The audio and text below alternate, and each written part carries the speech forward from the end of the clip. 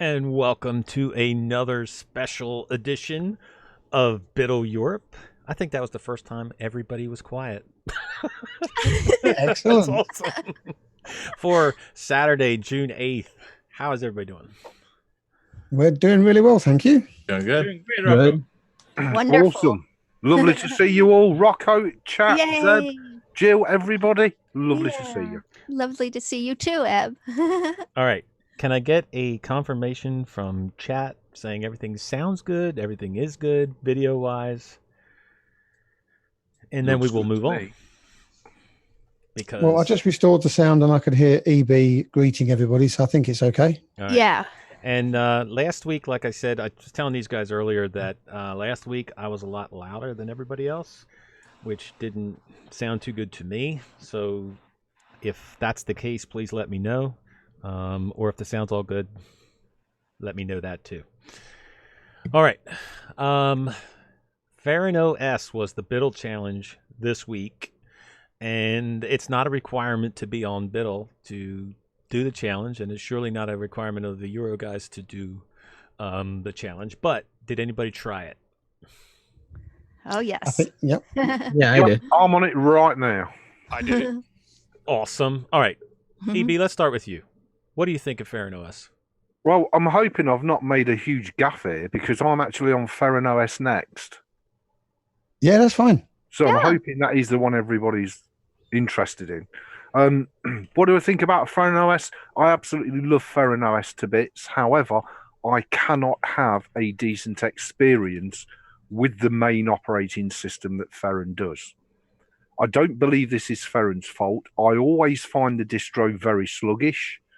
And I have a personal deep-seated hatred of cinnamon.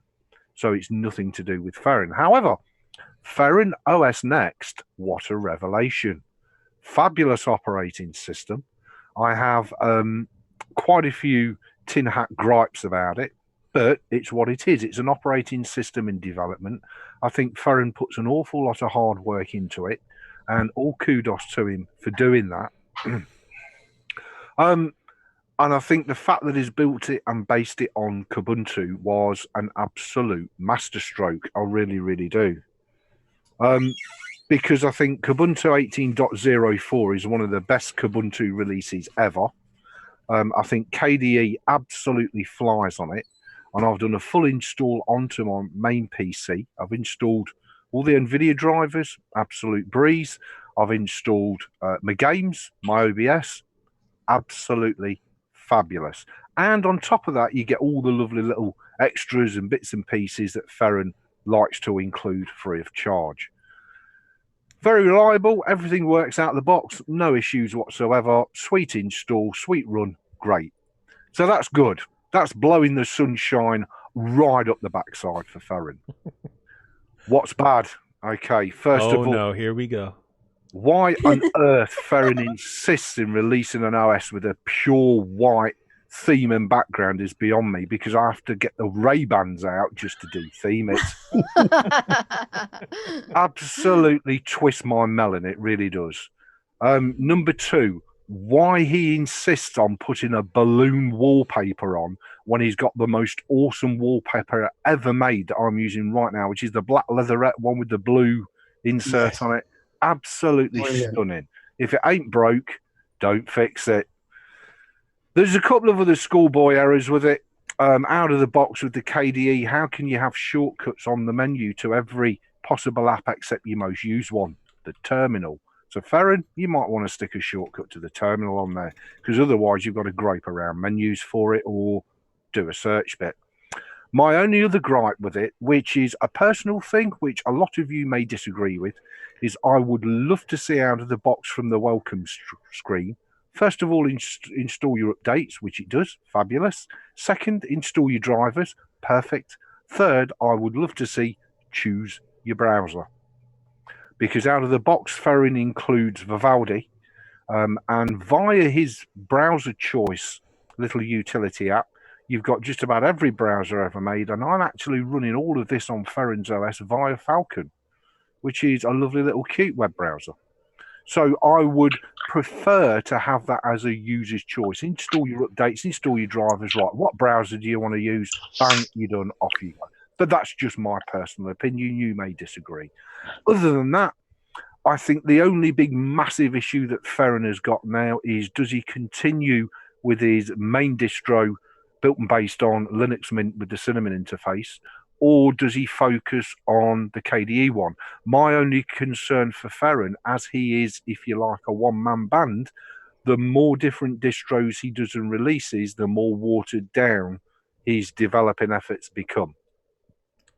Well, EB, you've been trying out Ferran OS for a long time, and Yep. I know you're not a big fan of Cinnamon, but I don't really take you for a big fan of KDE. So, what do you think the differences are between the two, and what is your opinion on which he should go with? Massive differences. First of all, KDE is about 5 times faster than the Cinnamon build. Number one. Number two, KDE is all things to all people. So you can just load it up, use it default out the box. If you're an absolute eye candy addict, you can customize it to the nth degree, which is fantastic. And I think the last and final straw that broke the camel's back, KDE is now no longer the big massive memory resource hog that it once was. It's now, I don't want to use the term lightweight, but it's certainly a medium weight desktop environment that flies. So for me, this development distribution has made his main distribution redundant by default, because in my opinion, it's so much better, even though it's only experimental. Okay, I had checked out the Ferran Next edition, but that was right when he first put it out, so I didn't try it this time. I'm trying the Cinnamon version, and I happen to like Cinnamon. I don't have the same issues as far as sluggishness. It operates just as well as Linux Mint Cinnamon, so if you want to put it that way. And I happen to love it, and I will agree about the wallpaper. I like the black with the blue variant in it. That should be the default wallpaper. That's my opinion. Although that's very above the line there, too critical, I guess you might say. But the theming part of it, the what do you call it? The theme switcher is absolutely awesome. I mean, there is no other distro that takes the time and effort to put into somebody customizing something than Ferran OS. I mean, there just isn't. They don't. It's almost like he took what I would want to do and said, here's an easy way to do it, because what he offers is exactly what I try to do with every distro that I use. So I think it's pretty awesome. Zeb, what do you think? Yeah, I've been working with Ferran now for a good 6 months. Trying to get this baby off the ground. Given the fact that it is experimental and he's only been doing it for about 6 months, it's a fantastic distro. Yeah. Yes, it's got teething problems. Yes, it won't install Telegram out of the box. Hint, hint. I didn't put a bug on it. I complained about it on another thing, and he said, "Well, do a bug report." And I went, "Yeah, this is me. Don't be silly." So he went and created his own bug report for me. So he's going to fix Telegram, even though I told him about 4 months ago that it wasn't working. But it doesn't matter, because you can just install Snap, and it works. So here's a little thing. And again, for me, Ferran OS, like you said, Rocco, it's themed beautifully out of the box. As long as you go to the dark theme and put that wallpaper on, it's spot on. Nothing else then needs to be messed about. But if you want to mess about with it, you've got that theme changer. You pick a new theme, and then I can't remember the exact dialogue box, but he says, "Oh, and you want me to also retheme these particular bits and pieces for you as well?" And it's like you said, the attention to detail to getting everything looking right is fantastic. And Zeb, this works all by one click. This is not you go to settings and you change the theme here and you change this is all one click. I want this theme, and boom. Yes. Yep. And sometimes you do have to wait maybe 15 seconds for it to fully populate, but it's still a huge tool that he's got working there. It's fantastic. Couple of silly little niggly points, and again, this is all going to be down to preferences. No nano out of the box, which is quite strange. Given that everybody's talking about universal packaging, no snaps out of the box. I thought this was based on Ubuntu. Doesn't that, or Kubuntu, doesn't that come with snaps by default? So you've got, but again, these are just minor niggles, and he can iron these out once more and more people use them and let him know how they want the OS to look. But at the end of the day, he's the guy who's developing it. He's the guy putting in all the hard work. And it was a little nickel. It took me 30 seconds to install Nano and put snaps on.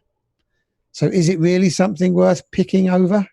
No, I don't think so. Well, the Cinnamon version has the Flatpaks enabled, and that's, I would assume, because Linux Mint has Flatpaks enabled. So maybe he just hasn't got around to. I don't know if maybe he's waiting to decide which direction he's going to go in before he does that. I don't know. Yeah. It's, as I say, these are all little nitpicks for something that's only been out there for 6 months. I think it's great. Really, really good. Could I use it as my daily driver? Yes, quite easily, without even thinking twice about it. You put it on, it works, and give him another 6 months, and it will be as good as his Cinnamon version used to be. Yep. Well, that brings me to my next question, Zeb. Which one? Do you, if he was going to go one direction, would it be your choice to go Cinnamon or go KDE? No, I would go KDE because Cinnamon has the annoying habit of disappearing screens on me. I mean, I've got the chat as Mozilla chat as a pop-out. I could go to move it on my other screen on Cinnamon, and it will just disappear on me. It's there, but it's gone from the screen. I move it back, and it comes back again. And this is a bug that's been there for about 6 months now. So that single annoying feature means I can't use Cinnamon at the moment. It's just really frustrating. I keep going back to it, but it's still there. Now, do you know if that's a Cinnamon all around, even like on Arch or Linux Mint, or is that just in Ferran? No, I've done it. I've done it on Mint. I've done it on Antigos. I've done it on. There was another one that you can install from Arch and then put the Cinnamon desktop. It does it on all of them. And again, I don't know if it's because I do this stupid XR&R thing with my main monitor to upscale it by 1.5 to make it into a 4K. But it shouldn't do it when I'm moving it from 4K monitor to 4K monitor. But it does. The screen will just disappear. So Ferran, definitely. Ferran OS next. KDE all the way. I would totally agree with that for the simple reason Linux Mint's finished, so Cinnamon's going to die anyway. So just go for your... No. Don't start that nonsense. Wow. He went there. What? Clickbait. All right. Jill, did you get to try it? Yes, I did. So I installed the Cinnamon version on a new computer I'm building as my broadcasting rig. And the install went beautiful. And I love the layout. A lot of the installer. It was easy to read and use, which is really perfect for a new user experience that the distro is aiming at, and visually very appealing. And I really enjoyed being able to select from multiple themes before the install. That was really, really a nice touch, like Rocco has been talking about. And I love the color cycling animation at boot. That's just, I'm an artist, so I love those kind of things, little touches like that. Yes, I agree. And the first thing I did when I installed it was install Blender, and it ran really smoothly. And I also I thought was a nice touch was the self-contained web browser installer. That was really nice for new users, so they can pick Brave or Vivaldi, and just quick and easy without having to go to the software center. That was really nice. And I also used it as a live USB on my NVIDIA 3-monitor gaming rig, and it ran nicely. I installed Steam on it, and so the install went great, like a lot of other Ubuntu distros, but this one was just a notch higher in terms of the smoothness and beauty of installation. Was really, really nice. And I was happy that I detected my 3 monitors without any issues. Ubuntu actually, as a whole, is really good about that, but they nailed it with Ferran OS.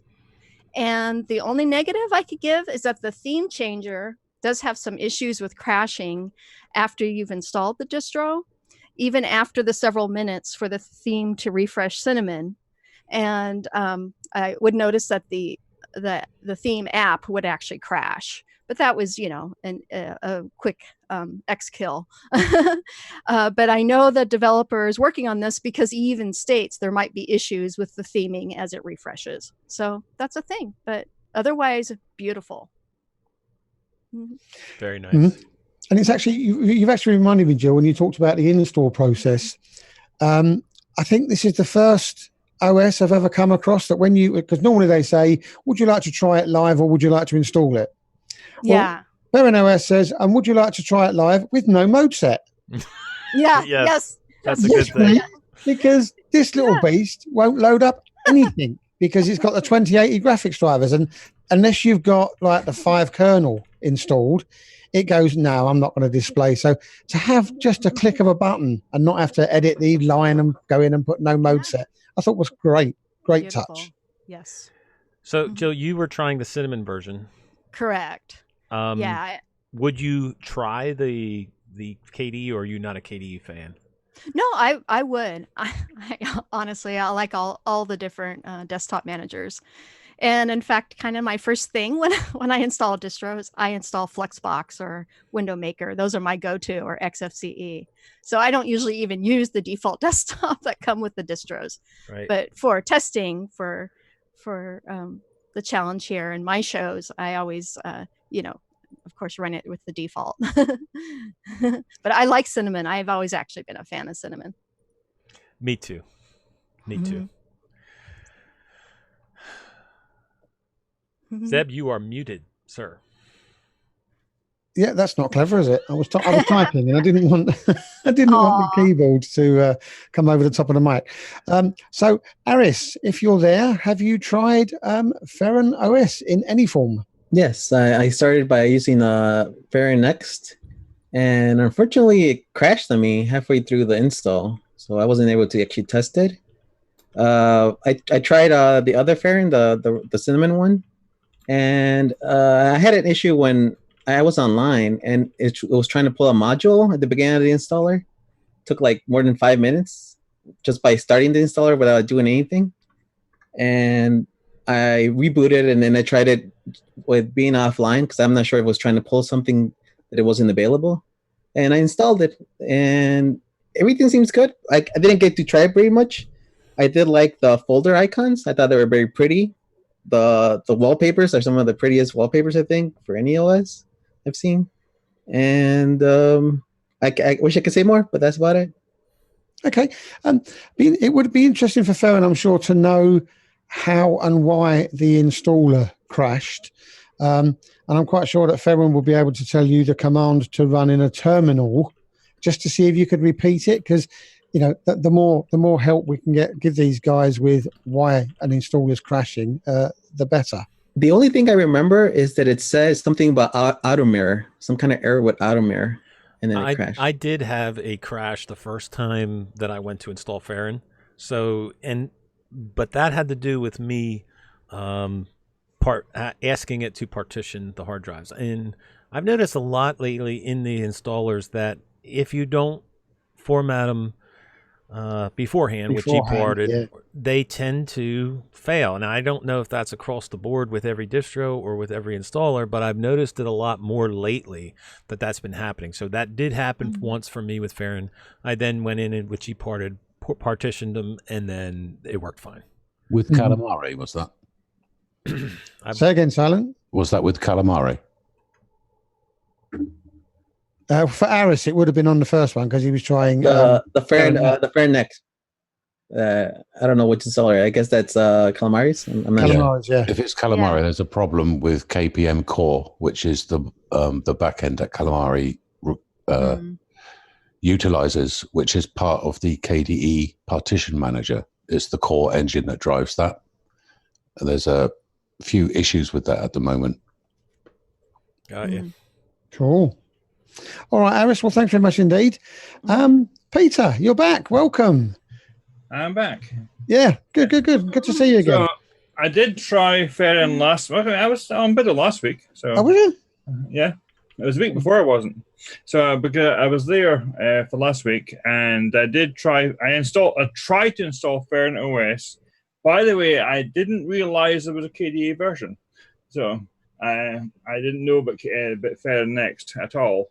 So I went to the website and downloaded Ferran, which is the Cinnamon one. Mm-hmm.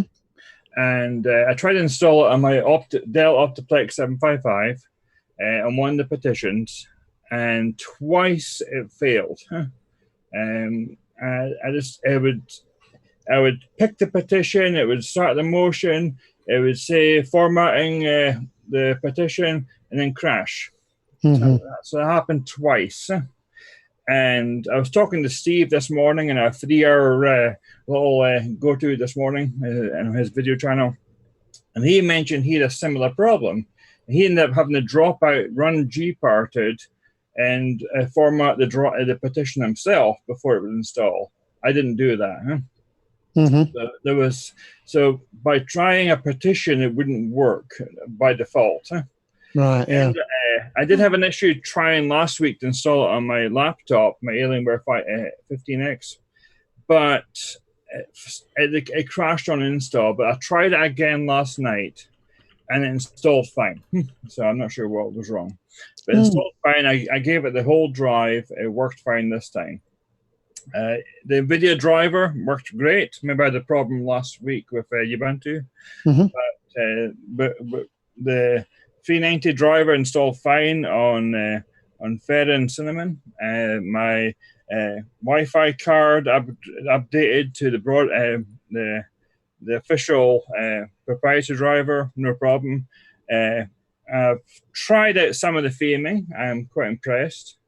I was quite, from the get-go, I was very interested in the project. I've not really had an eye on it at all. But when I found out that the basis of it was to try a rolling release or a semi-rolling release, how I want to word it, of Linux Mint, I was quite impressed with the concept. Mm-hmm. I did run a Linux Mint from version 6 to 16, and for a while it got old having to upgrade from version to version. But so I love rolling releases, I love Solus. But to hear there was a distro that took Linux Mint and tried to make it into a rolling release was quite a good concept for me. So obviously I've not tried. The updates worked fine, but I like it. I'd like to try the KDE one sometime if someone can send me the link. So yeah, I think the link's available if you go to just the basic Ferran OS website. When you find the main link, just scroll down a bit, and it's towards the bottom. Well, it's down a bit that got me. See, it wasn't. Yeah. FerranOS.org if you want to download it. Yeah. So that's where I went, and I saw the first download for and used it. Now the page is quite long, so if you keep scrolling, he talks about the experimental release further down. Okay, so maybe that should be at least a little hint up at near the top. So yeah, that's a good point. Ferran, you listening? Thank you very much. Otherwise, it seems to be working fine. I installed some software. I installed a Flatpak, Bluebird, to test it. It seems fine. Good. Thank you. Adam, how you doing? Doing all right. Good. Ferran OS. Yeah, I tried out Ferran OS Next. Pretty good stuff. I'm actually really impressed with it. I didn't really go in like thinking much, like not thinking much of it, but just thinking much.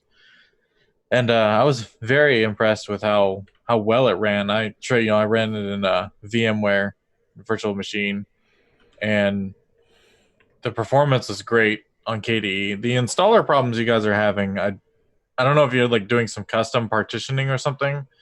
I just clicked like erase disk and next, and it just worked.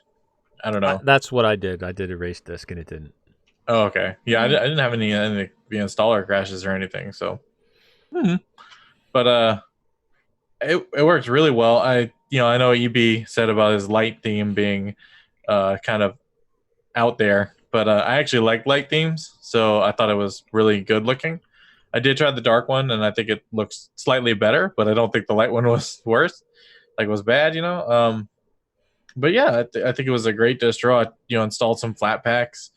I know he doesn't include snaps, but I don't know, the Flatpak integration filled it up for me. I didn't necessarily need snaps. The Vivaldi choice is a little strange, but I don't know, to each his own. It's like they said, there's a really great browser ballot kind of thing where you can just pick whichever one you want. And I was actually surprised at how painless it was to install, just different browsers. I hadn't ended up with like 4 of them just trying them out because I hadn't used Falcon in a while, so I want to try that one out. Yeah, it's great tools. The not having the terminal out in the open was, I don't know, I always just search things in the menu, but so I thought the menu in the bottom left by default, that I don't know which menu he's using, but that looked really good to me. Like it was kind of like a frosted glass kind of look to it, and I thought it looked really awesome. And all the it's KDE, so all the good KDE stuff is there, that you normally expect. I think Nemo was the file manager by default. Thought that was a little interesting. I'm not a huge Nemo fan, so I installed Dolphin. Apparently he's done some work to integrate Dolphin better into the whole thing. But I'm looking forward to seeing where it goes because I'm actually pretty impressed by it. I'll probably just keep the VM around just to see, where it goes, how many changes he makes, and everything. I'm actually looking forward to seeing where this heads. Mm-hmm. And nobody's mentioned it yet, but let's not forget that Ferran is a very young man. Yeah. Yep. He started doing this, I think, when he was 15 years old. Yep. Very talented guy. Very talented guy. And people still, even to this day, don't understand how much work goes into releasing something. And he's working on 2 versions, and that's a tremendous amount of work. So, yeah. Thanks, Dave. I didn't realize how young he was. Mm-hmm. Yeah. And Ferran Os, the only distro that you can get the 2 best file managers on the planet. Yeah. Dolphin and Nemo. All right. Tony, are you there, sir? Can you hear me? I can. How are you? Good. I wasn't sure. I'm fine, thanks. I wasn't sure if my microphone would be working. I've been messing about, switching between 2 computers and heaven knows what this week. But I did find time to try Ferran Os. I tried the Cinnamon version. I'm a bit of a fan of Cinnamon. And actually, to be honest, I had no problems. It worked well. I also found that I think it actually seemed to run a little bit better for me than Mint, which was a bit of a surprise, bearing in mind what's been said about how young the guy that does this is. It's more than impressive. I would even consider possibly using it as a daily driver. Awesome. But the computer I'm using at the moment is giving me a few issues. I'm getting a new one next week. And I'm going for something fairly basic with just Intel graphics because a lot of my issues are due to graphics and graphic drivers. That should solve that. But sorry, I'm off subject. But yeah, I was impressed. It's good. Cool. There's nothing off subject here, Tony, except if it doesn't involve Linux. But I mean, there's nothing off subject. So you said when are you getting it? Probably Tuesday or Wednesday. Nice. Very nice. Hopefully it will run Linux better than the present one does. Well, how much of an upgrade is it? It's not a great upgrade. I've got an i3 4 series. This is an i3 8 series. Nice. And it's 8 gig of RAM, which is the same, but it's DDR4 RAM, so it should be faster. I have a graphics card in this machine, which is nothing but a pain. This is just basic Intel. I don't game, so hopefully basic Intel should run better for Linux. No driver issues. Yeah. Yep. And Tony, I liked your comment about Cinnamon running faster because I noticed that immediately as well. It was quite a bit zippier. So obviously, is it Tyler Brown who's the developer? He was in your Instagram or Big Daddy Instagram or Telegram. The Telegram group? Yeah. The Ferran Os dev is in the Telegram group. Yeah. Yeah. Yeah. So, yeah. yeah, Tony. Cinnamon running faster. I think what? he's A done some. steam-driven power station. Really? Dude, I don't have any problems with Cinnamon on my PC. Yeah. And Behave. no, I don't. I don't have any problems with it. Right now, it's using 1 gig of RAM, and that is like low for that machine, and it's running perfect. Trust me, it's slower than Silent Robot getting around it at the bar. Trust me. Okay. Hey, now behave. So Tyler isn't the dev. Okay, I was mistaken. No, Tyler is not the dev. Yeah. His name is the Ferran Os dev in the Telegram group. So. Oh, okay. He is just like in the Google chat. Okay. Yep. All right. Bill, how are you, sir? I'm good. So I did the opposite of most of you. I ran the standard Ferran OS, and the couple things that really hit me, first of all, is that he's done a really nice job with his Calamares installer. It looks really, really nice. He also has done a lot of work. Obviously, I get to look at welcome screens and test welcome screens because the project that I'm involved with is very big on a welcome screen. And he has done a really, really nice job with his welcome screen. A lot of work has gone into that.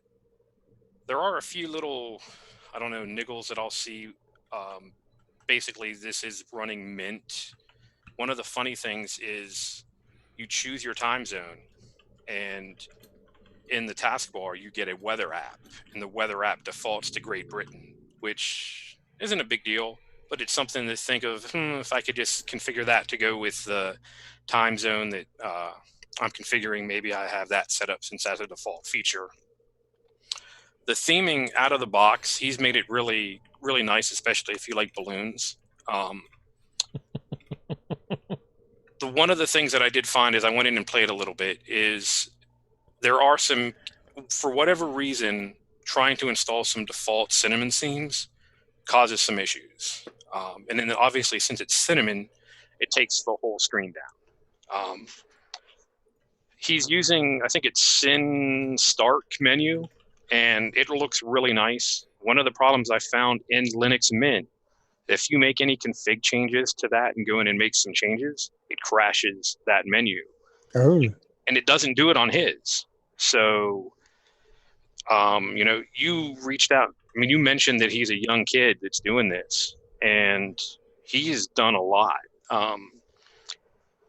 I've used Mint, and I think, as we did on the article, it's a really popular distro for people to recommend to new users.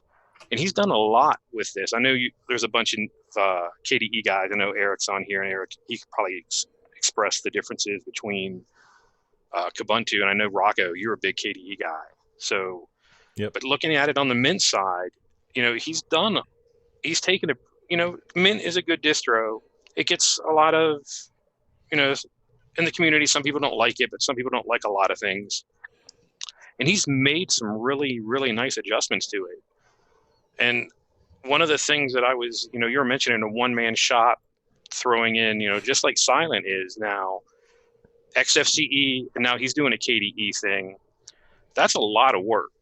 And is it better to just stick to that one DE?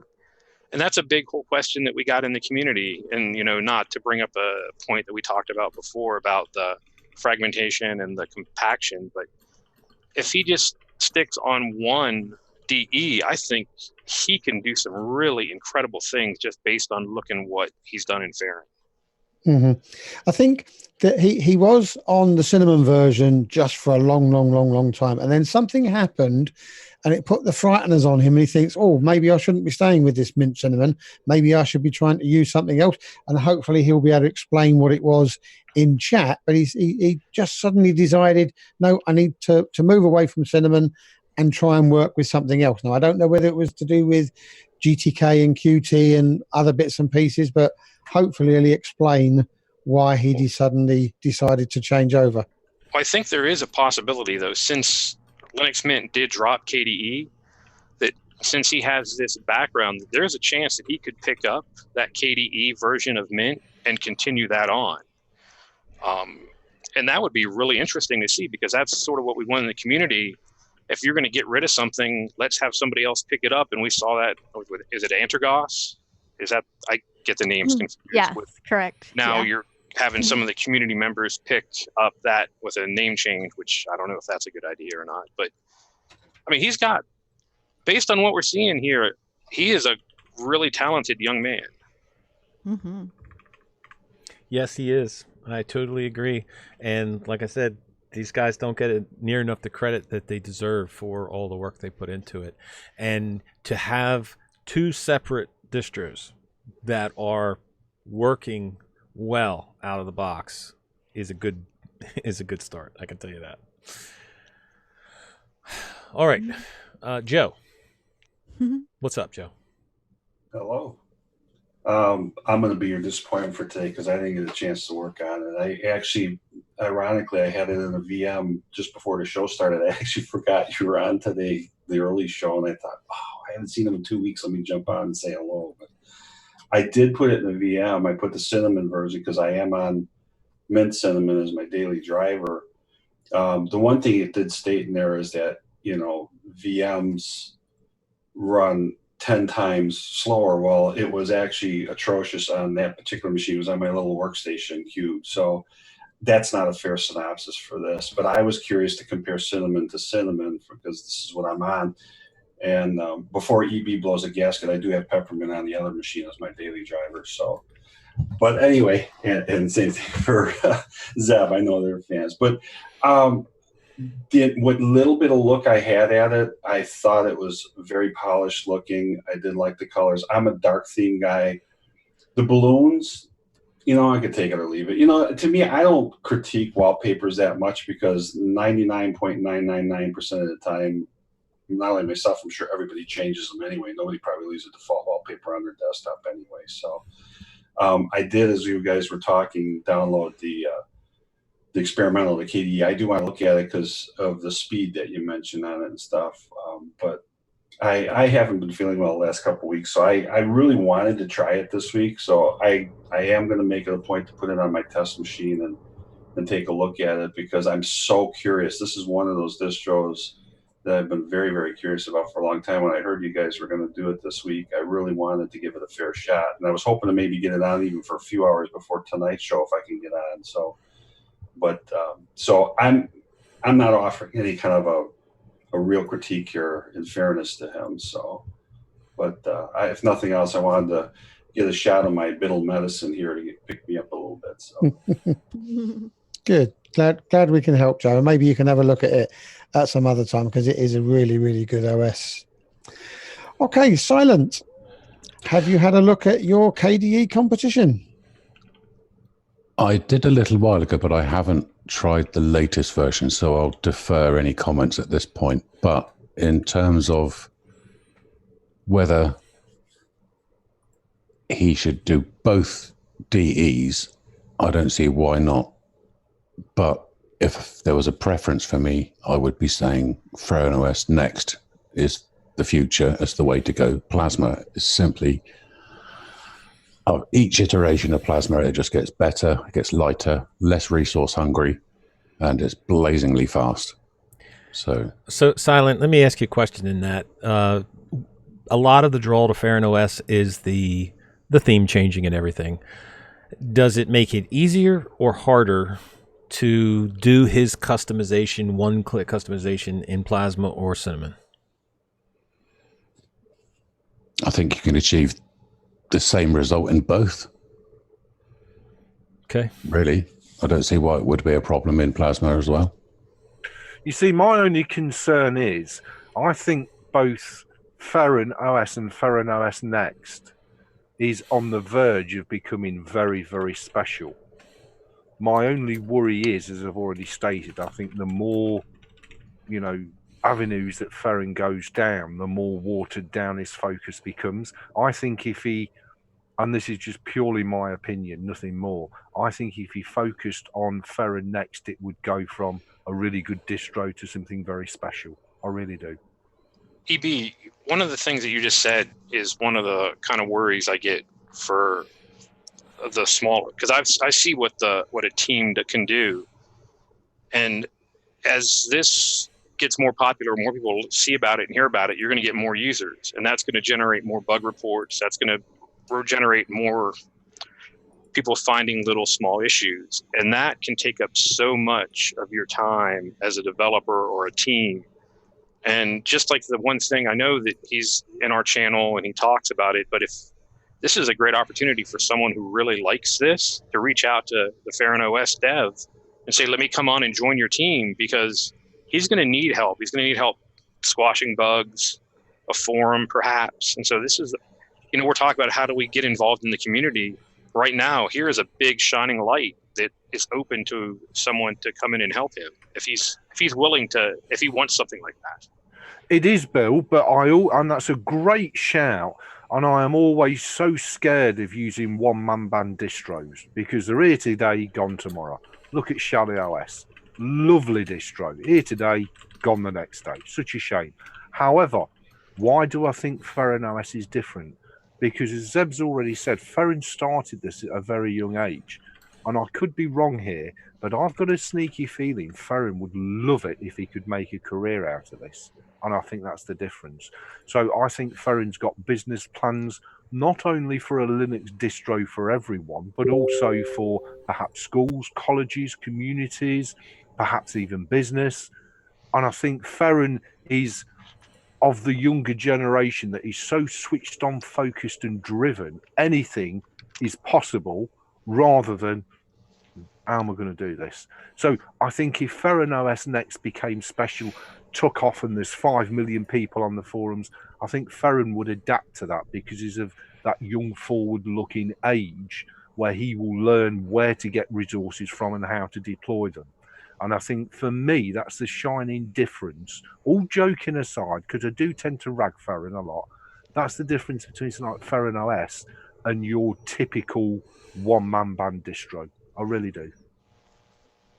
Valid point. Yes, absolutely. Mm-hmm. It is. Mm-hmm.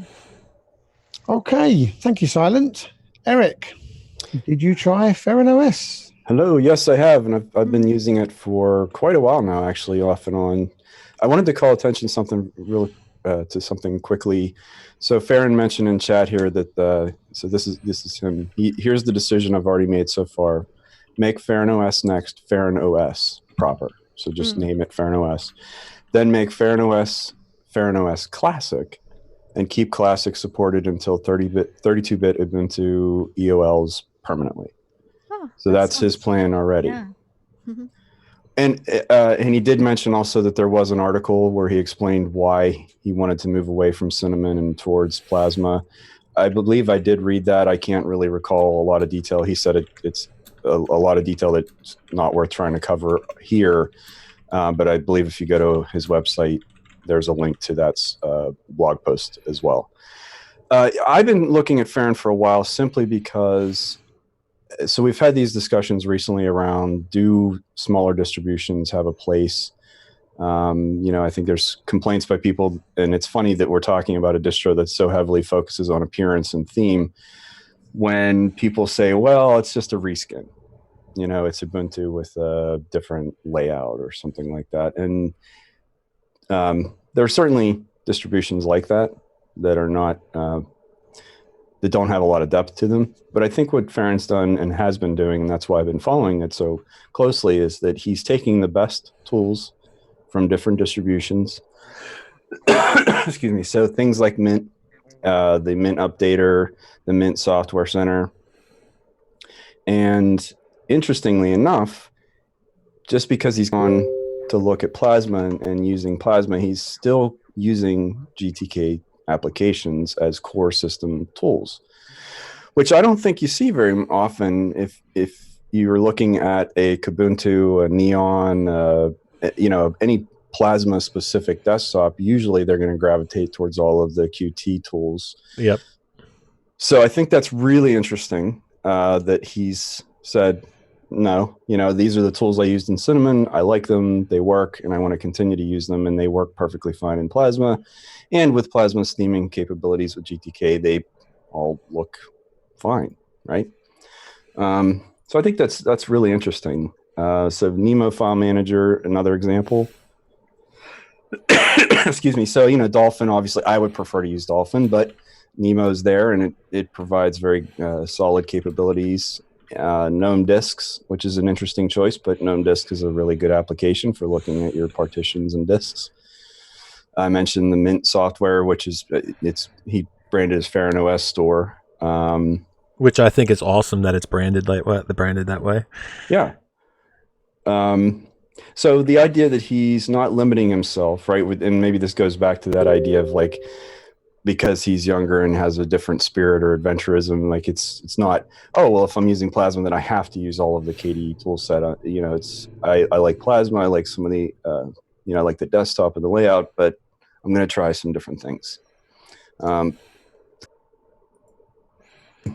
So talking about theming, and this is somewhere where I think this is going back to a smaller distribution, having different ideas and bringing different ideas into the discussion about what is KDE, what is GNOME, what are these different desktop environments. So one of the things I think that KDE lacks in theming, given that they have so many different options in terms of colors and the possibility of different layouts and things, is that they don't provide a way they don't give you custom layout options in terms of, think of something like Ubuntu Mate and the tweak tool, where you can just click a menu, get a layout, and it just rearranges your screen. The idea that that's happening on a Plasma desktop is really interesting to me, and is something that I hope that the KDE team looks at and says, oh, okay, that's interesting, because essentially it's in the config folder, there are some Plasma files, and that's controlling the layouts and things like that. And I was watching that folder as you change the themes on Ferran Os Next. It's essentially putting some different files in there, applying the themes. Really, really interesting, extension of what Plasma already provides. And I think that's, again, one of those things that only someone outside of that sphere of influence or thought process of what is core KDE, what is core Plasma, would come up with an idea like that, I think. So I love it. I keep watching it. I use it. I have it as a secondary boot. I'm still a Plasma purist in that I love Breeze and I love the boring layout. I have extended out into using Latte Dock a little more, so I am changing a little. So some of the theming, it's a little light, like others have said, but just the idea, I'm not even worried about the actual application of it. It's the idea of it that is really intriguing to me, and I'm going to keep watching that and see where that goes. Well, you mentioned the different parts, Eric, and there was, excuse me, there is like different parts of Ferran that, like Ghosty mentioned in chat about not only does he have the drive and determination, but he also has the imagination. And you have Pantheon Mail from Elementary, and you have all of these different parts that are like what you would consider the best out of all of the DEs. And that may turn people off or that may turn people on. It depends. But, and GB said in chat, you could do that in Plasma with the look and feel. But I think that the difference with the look and feel and the Ferran Os theme customizer is that he has done multiple themes in there, and I know you can download different layouts in the Plasma look and feel, but the themes in the look and feel, the total look and feel, not just the desktop themes or the specific individual ones, but the look and feel whole themes, they're lacking in their variety, I should say. And let me be really specific about what I mean by the layouts. So I mean, you can change look and feel. You can go in there and change the air, breeze light, oxygen. You can change all of the colors, fonts, all of the, the GTK application style, the icons, all of that stuff. None of it touches the layout, right? There will always be a bar on the bottom, the panel on the bottom with the default panel. So unless you actually go and start playing with widgets, unless you move the panels around, it's not going to do it for you. And that's where it's really intriguing that Ferran has thought, no, all that panel is a configuration file, and I can just reconfigure it, save that configuration, and then just use a different, whenever you switch to it. And that's what that checkbox where it says apply the layout, that's what it means. It's So that's what's different, and that's what's interesting. So, Eric, go ahead, Bill. Go. Well, all right. So you mentioned one of the cool things here was he was grabbing stuff from different, from GTK apps instead of just Qt apps and putting stuff in a kind of mix and match. So one of the things I think that he has a real advantage on is he's not beholden to any upstream control, or he's not beholden to just being a KDE this or Mint this, that, or the other. He can grab whatever he thinks is best and kind of throw it in this big mixing bowl. And sometimes people do get upset with that because you have, you're running this, but you have this app on it, and kind of he doesn't have that worry about people coming down on him. I mean, people are going to come down on him because it's the internet, but he's got that great ability that since it's just him to make those kind of decisions and bring these neat things in, that this little tool might be better at a QT and this one might be better GTK. Most people won't mix and match. And I just... Yeah, exactly. I mean, that's what I'm saying. So if you look at a distribution, we're talking about supporting multiple desktop environments on the same distribution. Let's look at just Manjaro or as an example, right? So when you install the KDE version, it's the KDE tools. If you install the Cinnamon version or the XFCE version, it's the GTK-based tools. And there's always that sort of divide between the two. And certainly Qt-based apps on a GTK desktop don't always look good, which is why you have Quantum and some different theming options. But GTK apps look and integrate very well on KDE. So I think that's sort of the other interesting thing here for me, is being a full-time Plasma user and using GTK apps that fit well, seeing someone take that idea and just run a little further with it. I have noticed that sometimes GDK apps on Plasma have some rendering errors and stuff. Yep. That is one issue I've noticed with Plasma. I noticed that GTK apps on Plasma don't look fine unless you're using the main Breeze theme, either the Breeze or the Breeze Dark. If you switch off of that theme, you're not going to have a good experience with GTK apps. Well, for me, as long as you're using the same Qt theme and GDK theme, you're fine. So if you use the Adapta Qt theme and the Adapta GDK theme, then everything looks fine. Although, once again, there are some rendering errors. Yeah, but if you're running a different Qt theme and a different GDK theme, that's when stuff starts to get messy. Well, and I'll just say the opposite. If you try to run, like, let's say VirtualBox, the VirtualBox Manager is the Qt-based app. If you try to run that on a GTK-based desktop without the proper theming in place, it is not even close to being integrated, right? Yeah. That's true, but the one difference would be that I would suggest is that Qt has way less themes for GTK apps than the other way around. I see what you're saying.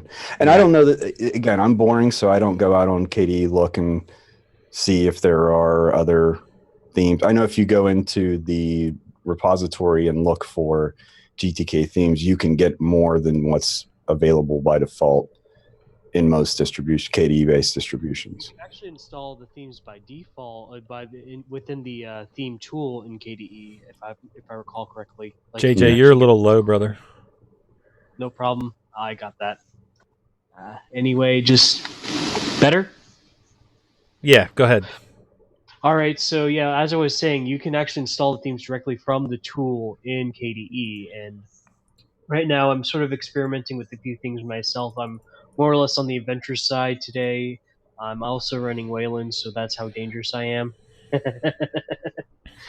So, theming it, I mean, if you have the effort and you're willing to put the effort, it is there. But again, I do think people like, with the viewpoint of many people like Zeb, who think it just has to work, that is a turnoff to KDE at this moment. Why? KDE works. Well, I mean, it works, but you can't really go in more in depth, if that makes any sense. If you're fearing anything breaking. But KDE is meant to be one of the most customizable desktops out there, so I don't quite get. I mean, I've never been someone who will look at a Qt app, look at a GTK app, and go, "Oh, they look different." as long as the colours are the same and the boxes up in the corner are the same, I don't notice CSS design errors, if that's the right terminology. I do. Well, there you go then. I also do. Yeah. I mean, I'm sorry. About the only thing that I do notice is when you have a little row of icons in the system tray, and all of a sudden there's this dirty, great big one in the middle. I'll notice something like that, but I won't spot all the other idiosyncrasies. So for me, I can go onto a KDE distribution, pick a dark theme, and it worked. Next, carry on. Yeah, but if you're like one of those like OCD minded people, maybe Elementary OS is for you. Definitely not. It's good, but it's not for me. Elementary is good as long as you don't change anything. Also, Elementary is good if you can get system tray icons working. Ooh. Yeah, they turn those off deliberately though for some reason or other. I'm not quite sure why. Okay, let's get.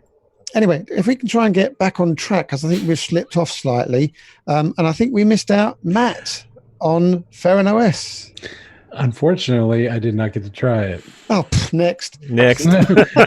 Zeb, I'm doing what you do now. Just next.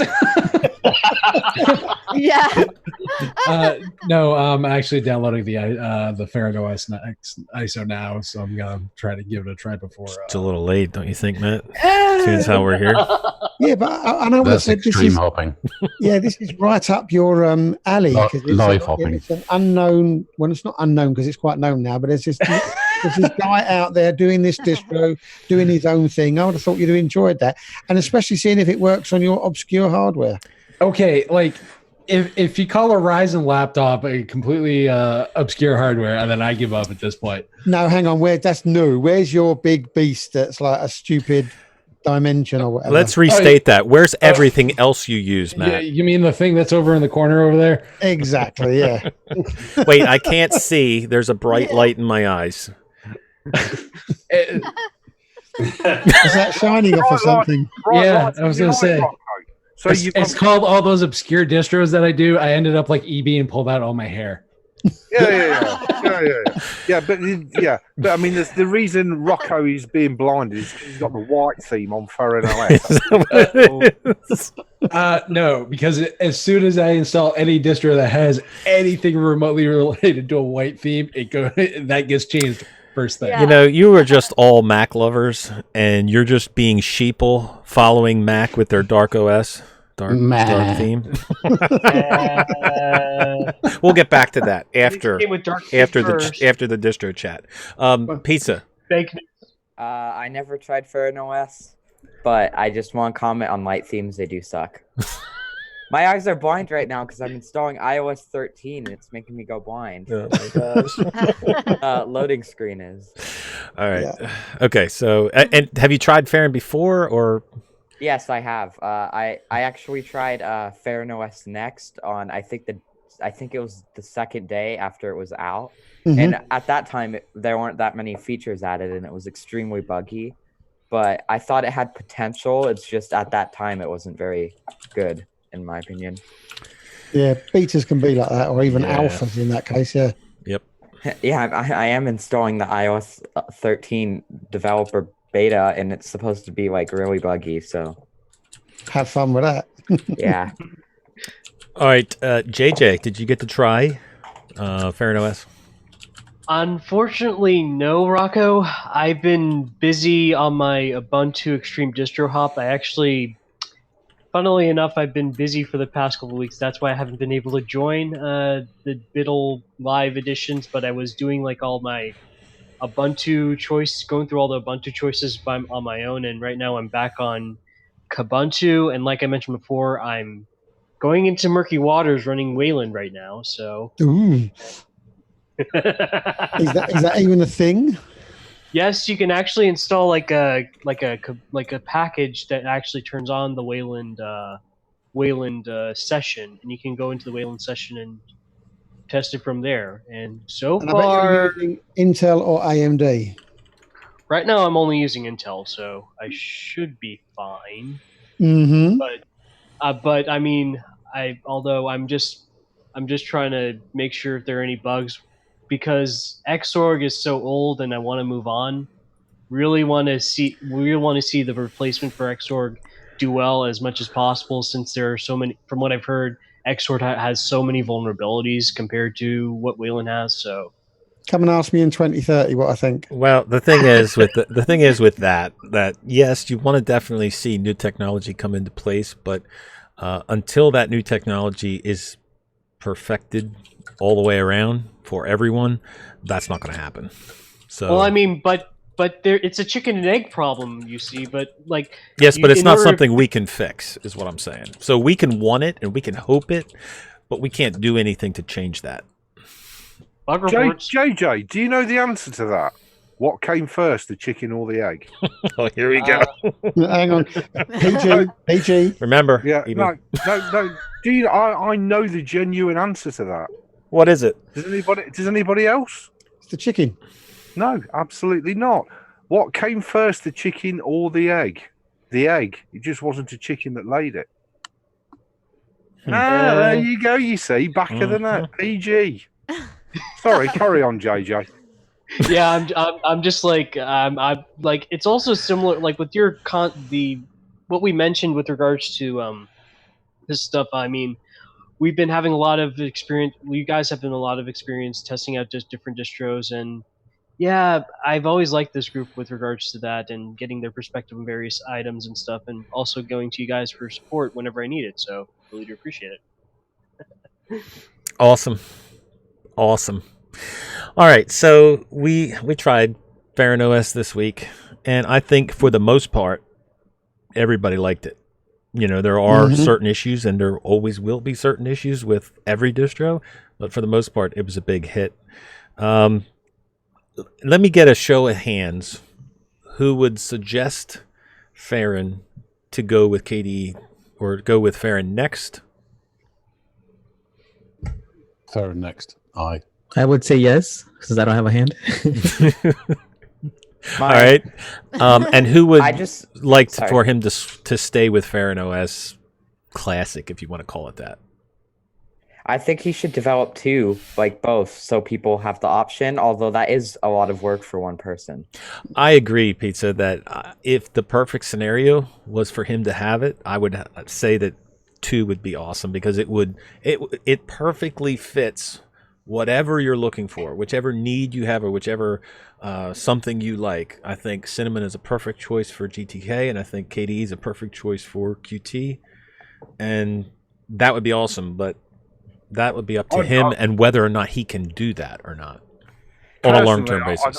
I just think with the advancement in modern hardware today, excuse me, the advancement in KDE Plasma, which is now not only even more beautiful, more customizable, and even more lightweight, and the very grown-up, mature discussion around Linux Mint at the minute, I just think it would be totally makes sense. That's two times. We're trying to let that go. Steve, you're just biased though, because you've never liked Mint anyway. So my issue with the reason I'm not going to be using KDE or Ferran next, and I'm gonna stick with Ferran Classic, is just because I really do not like KDE, because it has just too many bugs. I can live with a desktop with one or two big bugs, but KDE just has so many smaller bugs. Like the other day... But here's the thing, Pizza. The thing I love about KDE is you click on something, it's done, while Cinnamon's still thinking about doing something. No, finding bugs, Pizza. Are you reporting those bugs? I did report some Caden Live bugs, but no, they pretty much just ignored my bug report. Well, they probably thought you didn't have a LinkedIn profile, so you're not real. I don't know. The majority of people here, I think, want the Ferran next. But I still say that both would be awesome to hold on to, as long as you can. Both, I agree. Both, I think, would be nice, because I am a Cinnamon fan too right now, because I'm on it. But I've always liked, KDE and where it's going, and I'm installing it right now as we're speaking. The one thing I've noticed is the installer's taking a little while, but it's very nice looking, and that doesn't mean anything. It's kind of like like Silence, it gets to that point, it hangs for a while, or it seems like it is, and then you realize it's doing all this file installing, and then because we're all used to watching the bar move instead of watching the text that's what's going on. But and no sooner I said that, it went zoop, and it just got done. So Guess but, it's like a microphone sensing like displeasure, like, oh no, please master now. yeah, no, but I could see a lot of potential for this already, even just with going through the installer, and so I'm kind of excited to play with it for a couple hours here anyway before tonight's show. But I think by what I've seen already, just with this and what you guys have talked about, I mean, this is which one of you, I'm sorry, was saying earlier, was it Eric about, like with the KDE, when Mint gave up KDE, I liked Mint's KDE version, and I used it for quite some time. Yeah, I did too. And this, I mean, I think it would be awesome if somebody picked it up. I just think it's, and if that's where this is kind of going, Well, the other thing is, I'm surprised that other people have not picked up things like the theme switcher that he made. Yeah. You know what I mean? Like other desktop environments should be able to just port that over and use. It's such an awesome feature that is so lacking in Linux today. It's sad that it's lacking, and I just think somebody ought to pick it up. Something, but it's not as good. Was it Budgie that has the theme? They have a very similar. I don't know that it changes the layout, but the theme. Budgie has Budgie desktop settings where you can easily change your theme through a menu. Yeah, and it'll even install new themes. Yeah, but you can't. It doesn't download themes automatically. You have to get the theme from your distro's repository first. Really? Okay, and that's not a one-click thing, is it? It's yeah. Although Ubuntu Budgie has a welcome screen that does let you download themes. That's the one I'm talking about. Yeah, I thought you were talking about Budgie as a whole, but Ubuntu Budgie's welcome screen does let you. Well, if I'm not mistaken, that the Ferran Os welcome screen is forked from the Ubuntu Budgie welcome screen. Yeah. Well, why is that important to people in the first place? I mean, theming is something you do on it's a personal thing, isn't it? You set it up how you want it to be. A one-click solution, okay, it's a solution, but it's still the developer's point of view, not yours. What I like about Ubuntu Budgie's approach to it, and also Ferran, is that they're showing you a thumbnail of it, and it's giving you an idea of what it looks like. Whenever you go into a repository and you just search for themes, you really don't have an idea. And I'm just giving you, this may not be like a great answer, but to me, it's user-friendly because I can see, is it dark, is it light, is it... Unless you run Plasma, because that's how it works. I can click download more themes, and I get a preview of anything I want to install. Well, Silent, it is subjective, like you said, to the developer's point of view. But I think what it does is it opens up ideas for people who may not be as creative as somebody else. So I may install a distro, and me personally, I am not a creative person. I know what I don't like and what I like. I know what looks good and what doesn't look good, but I can't just create something out of nothing. So I have been many times in KDE where you can change everything, and you can change this tweak and this text color and this, and I put together some ugly themes that just are terrible. That's fair enough. But but if I got something to work with, to start out with, to say, check this out, then I can maybe, do one layout that he has and then tweak one thing and it's done. It's a seed. I think those kind of utilities are useful if you're able to undo that and revert back to how you were. But if there's no way of reverting back, then I think they can cause more problems. No, I disagree with you, Silent, because I think you're doing a Serge here. You need to bring it down 50 levels. You've got to also include the group that have run Windows XP since 2006 and never updated it. I like Ferran Os's theming approach a lot because when you're switching from a different distro or from a different OS, you're already used to that OS's interface and you have it in mind. So you just click one button and it goes to that OS's interface. And also for me, those templates in the theming, are good because you can just one click and get to that template and then make some small adjustments after that to they're a make good it more to your boilerplate. likings. I'll grant you that. So they make it easy to get a starting point for your theming. Yep. And Ferran, and the theme switcher that you have, you switch it to one layout, and then you can go and granularly change each level that you want to change. And then save And- that as a new layout. Yep. Yes, that's what I was going to say, JJ. So many different systems don't let you save that as your own custom profile. And I love that you can, before you change to a different one, you're like, well, I don't dislike what I have, but let's see what that looks like. I know Mate was close to doing that, but for some reason, whenever I could customize my theme with the Mate theme switcher and went further than that, whenever I opened up my laptop from sleep, it sort of contorted the layout on the taskbar, so to speak, where stuff ran into each other and spaces were uneven. That's probably something. Yeah, I think we could solve all of this. Just ban hibernation and sleep because they cause so many problems. It's unreal. Oh, Zeb. Zeb. You don't know the eighth of why I love hover. You don't. I mean, people who transition from normal to technologist, they really want to go quickly from having a hybrid state on their computer rather than having to boot up all the way from off to log in. Wow, 40 seconds.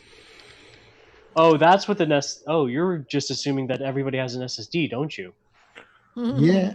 No, but here's the thing, JJ. That's a wonderful facility to have. And after 3 or 4 days of doing that, your BIOS is corrupt, fall over, so you've got to reboot anyway. So you might just as well reboot in the first place, mate. Well, I mean, you set a schedule to reboot. You schedule it like every other week or every month, depending on how your organization and or how your schedule works out. And also the package install. Most of the package updates don't really require an update. Don't require a reboot usually when you are on Linux. So it just depends. So on that note about theming and stuff, and since Silent is here with us, I think one of the really big things that we saw when we did Salient is XFCE is kind of bland, and then when you boot up Salient, you get this very beautiful, wonderful theme, and it looks really awesome out of the box. That's why I love Salient. And then you do the same thing with Ferran, and so just going on the Mint side, when you boot up Mint, it's kind of bland. Yes, and it is. Ferran, you get these choices, and you have these very, very colorful, very nice themes. And to go through and go back to Solus Mate, that initial Solus Mate looks beautiful, this beautiful image. And so there is a part where that's really important for a new user, and we forget about it. Exactly. When you turn on your computer and it boots the first time, it's that whole thing when you meet somebody. In that first 5 seconds, you're going to have a indication of how you feel about it. And if it's bland, and I hate to say it, if it looks like Ubuntu, it's really hard to move forward. And I mean, I love XFCE and I like Ubuntu, but it is an honest fact. When you load it up, it's kind of like, what is this? Or you look at some of these, what Silent's doing, what the Ferran team is doing, what the Solus team is doing with some of their stuff. It looks really awesome when you boot it up. And if we're talking about bringing a new user in, we really need to do that. We need to grab them and hold them, grab their eyes. And I think some of these themes really do it. I totally agree with you, Bill. And I think Silent really brought that to the fore. His theming is absolutely beautiful. The wallpaper is stunning. And this is all because Silent discovered a little utility for XFCE that no other distros deployed. And that utility is called Chab. And it just it chabifies the look of the distro. I had a feeling we were going to go down this road. Yeah, we were going to go that route. Hey, Silent, I also would say to what you said about it's subjective for the dev to do, but just in the way that you theme Salient is, it comes across to people, just as Bill said, where that's the first thing you see. So, no, you may not get everybody to love your theme, but when you can put a great theme out there, that goes a long way. Yeah, it does. Yeah, I agree. All right. Anything else anybody wants to say about Ferran Os? Keep up the good work. Yeah, do yourself a big fat favour. Go and download it, try it, and enjoy it. I'll let you know. Good man. There you go. All right, thank you, Ferran, for all of the hard work you put into it. If you want to try it, you can download it at ferranos.org. Tony, did you want to say something? Sorry, I didn't mean to interrupt. No, it's all good. Go ahead. I've just downloaded the Ferran Next ISO, and I'll give that a try as well. Awesome. Just a quick question. Since everyone's trying Next, did they like make it? Did Ferran take it out of beta? Don't think so. It's still in. It's not a full-fledged ISO because he's still developing it. Yeah, mine's still So, work yeah, in I would say progress it's on the beta. wallpaper. But it's out of alpha and into beta, I would say. Yeah. Okay. Experimental. But that also will help with him with everybody testing it, and reporting bugs back to him. That will help in the development of it. So, and he's smart enough to have a shortcut right on the desktop for that. Imagine that. And can I just say one more thing for Ferran? Sure. Because he's not here to say it, and I'll say it because I know from working on it. Please, if you're a user and you see a bug, report the bug, because he cannot fix bugs that he does not know about. Mm-hmm. Yep. And if you think normal distros have a hard time with a limited team, think about one guy trying to fix all of the bugs in a distro. He surely does not have everybody's hardware, everyone's monitor, so he could definitely use your help. But there is a solution, Rocco, for Ferran. If he just has a word with a wonderful, wonderful Linux developer himself, a guy called Run with the Dolphin. I believe he's got some spare bots from DistroWatch. He might be able to put them on his forum. I'm going to get allegedly. You're killing me. You are absolutely killing me. No. I think we'll have to put a disclaimer on the Next Europe. I was going to say, and you're worried about me.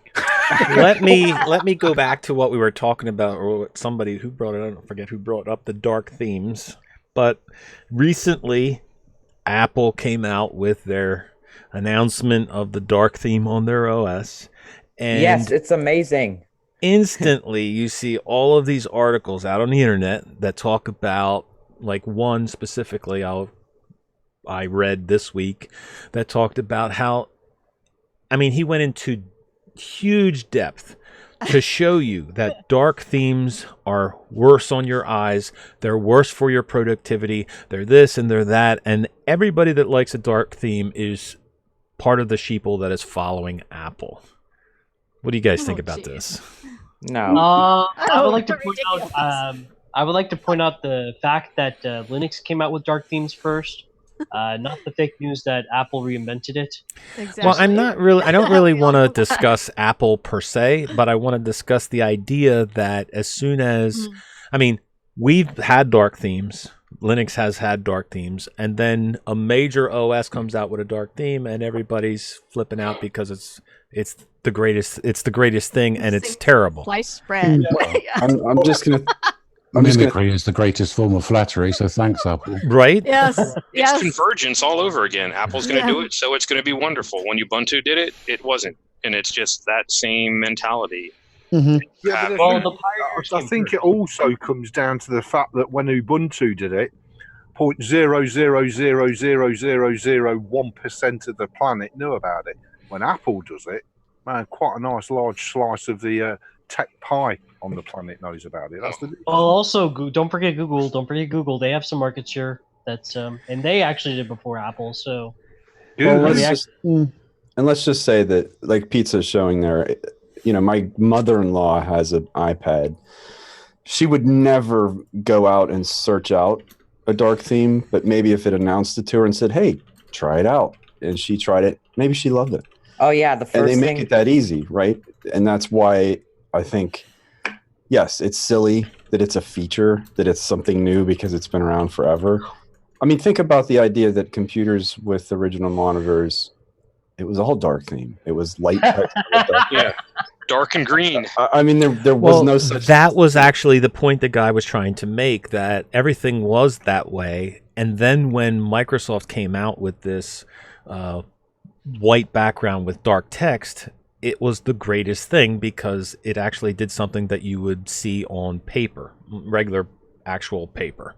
And it was better on your eyes and everything. And he just lambasted Apple for promoting this dark theme when it's way worse for your eyes and way worse for your productivity. And I'm thinking to myself, everybody that I talk to loves a dark theme. Okay. And if I could just interrupt, what the guy obviously missed was the difference between a terminal output monitor and something that was giving you a full graphical interface. Now, I'm looking, my theme in here is all dark, but there's certain stuff that just doesn't go dark, like the Zoom chat windows, So I'm sitting here looking at this screen, and it's fairly dark in this room, and whenever I look across at the Zoom chat or the Zoom participants, even though I'm wearing tinted lenses, and I have to wear tinted lenses because even though I have my monitor at about 50% brightness that you guys couldn't see, I look at that white screen and it hurts my eyes. So how can it be good for you to have a white screen with black text all the time? It's nonsense. Well, I don't and know. what Zeb was just saying, those were CRTs. I'm sorry, but a totally different technology that was bad for your eyes when you sat up close to them. Yep. Me, I'm half blind, so I had to get up close to those CRTs. So for me, it's been. I do everything in dark theme because it's nice on my eyes. Actually, when they were doing the announcements, though, if you watch a side chat, like Tech Deals was doing a live stream one night, and he was monitoring or playing the announcement video and stuff, and all in the chat, all you heard were comments like, "Wow, what rock did they crawl under? Ooh, that's something new." It's all old school, so it's like they finally caught up, but it's just like you said that here Linux has had it for how long, but again, that's where the trailing part of us, even though we've made gains in the marketplace and people hearing about it more and everything else, they're still not aware of it like they are because of marketing. We've already said that. It's the lack of marketing that's hurting it. Yeah, and before Linux, Unix, Solaris, excuse me, Yep. Since the 70s, I've been using dark theme. You can go back about DOS. When it came out, it was DOS. Exactly. What was DOS? A black background with green. Right? You got the perfect guy here in Joe. You can go back to the 50s and 60s, even if you brought a pink Cadillac. Right? The trunks were still black. Says it all. Apple is trying to push it a lot, though, because the first thing I got when I opened up iOS 13 for the first time is it asked me if I wanted a light or a dark theme. So because if they don't call people's attention, no one will ever try it. Well, they're really trying to push the dark theme on people. A positive side effect of this is anyone who gets sick of macOS now, when they go to Linux, they're going to be dark themed. Exactly. I love it. One of the things about this is, so Wendy's not here, but she has talked about it in the channel that using a dark theme is important to her because she gets migraines if she for artists. Me too. Yep, same for me. There was an article, and I might be mixing things up, but I think it was from the elementary team about coming to a standard on dark theming. And one of the issues is everyone's different. So this person a light theme may be better. This person, a dark theme may be better. Yeah. And you can't just go out and say, you must use dark and you must use light. But I know not on iOS, but on Mac OS, they basically have two options. Light or dark. Choose a dark or choose a light theme. When, let's say I load up Linux and I have 40,000 different themes with 40,000 different Windows things. So I have to do all these couple things to get a dark theme to work correctly. And then if I'm doing a GTK2 app and a GTK3 desktop, those things may not work. So Apple does have that advantage where since they have so much control over what's there, that dark theme can work a little bit better. And there's no problem I don't think there's a big problem with Apple being out there saying we have a dark theme now, this is great, because we're talking about it and now everyone will know, oh, that Linux, well, not everyone, but the people that listen to the show will know that I can actually choose these themes in Linux because we do not get the ability to have media that Apple does. Mm-hmm. Go ahead, Zeb. No, go on, Matt, because you got that. I was going to say, running Mac OS right here and running the dark mode is literally night and day difference between the two. I personally, the whole reason, we can talk about, woulda, shoulda, we did it first, all that, all you want. The generic tech journalists, and I'll use that term very loosely, yes, don't know their elbow from anything else. No. Thank you, Matt. I appreciate that. David Poe. Hey, Big Pop. Hey, Pod. My biggest issue is, of course, they're going to get the market share because Apple has that. They're that $1 trillion company. All the tech people that are like the Linus Tech Tips and all these other guys are gonna go where the $1 trillion tech company is. Well, that's a good thing. Like I say, anyone who gets sick of Mac OS and they come over to Linux and they find they're in a distro that's dark, they're going to be at home. Yep. Exactly. Adam, what do you think? I'm sorry, what? What do you think about all of this discussion on dark mode, Adam doesn't light like that. mode? So I'm actually using the light theme on Mac OS, as Silent Robot calls it. I'm actually using it. One second. My Google Home, for whatever reason, I think this is on purpose. It pronounces it Macos. Like if you ask it, like, "Hey, so and so, what is Mac OS?" And it's like, Macos is blah blah blah. Like it'll just. Anyway. Are you taking your car to go get painted? Exactly right. I remember I used to mess around with iOS settings a lot, and one time I enabled like in the accessibility area, I enabled like voiceover or something, and then I opened up Minecraft with it, and it pronounced it something weird like Minecraft or something, or Minecraft. I don't know. And that's the problem with scientific or computerized generated voices. Yeah. And how many times have you gone through to an answer phone and or through to a call center, and not only do you not get a human, but you get this thing that's pronounced in each bit, and I'll really go away, just keep pressing the tab until you get a human. It's just crazy. But going back to pick up something that Bill talked about, and he said that trying to standardize these things, really, because you've got black and then you've got white, and you bring out a standard, you've then got 3 standards to try and cope with. And then somebody looks at those 3 standards and said, right, we need something to standardize this. And then you've got 4 standards. No one is ever going to agree on a standard. Yeah, So I think the let's standard give is people hard. the choice. But what Bill was referring to is specifically in elementary, just like they have the standards of their theming for apps that get developed in their OS, they're trying Right, to and in implement that a case, I dark theme misinterpreted it, standard as well. I was going to say the biggest thing that I've noticed that's the problem when it comes to Linux dark themes across the board is whether or not they're going to be system wide. And that is really the biggest difference that I've found. Whereas something like Mac OS, say what you want about it, you flip that switch, everything's dark. Everything, yeah. And that is the but to problem. be fair, that's the. And I think that will be the same with elementary as well, because they do care about the way it's designed and looked.